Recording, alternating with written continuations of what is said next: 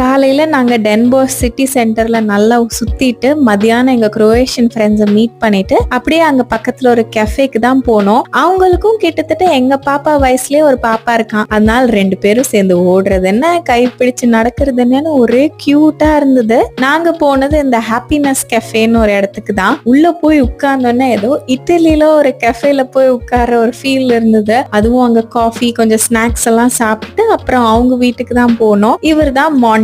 இவர் ஒரு human பர்சனாலிட்டியில describe பண்ணணும்னா ஒரு காம் ஜென்டில்மேன் சொல்லலாம். அவர் எங்களுக்கு ரொம்ப பிடிக்கும். அவரோட விளையாண்டுட்டு குழந்தைங்களும் அப்படியே நல்லா விளையாட அவங்க வீட்டுக்கு வெளியே ஒரு சூப்பரான வியூ தெரியும். அதை நான் உட்காந்து கொஞ்ச நேரம் ரசிச்சுட்டு இருந்தேன். அதுக்குள்ள டின்னரும் ரெடி பண்ணிட்டாங்க.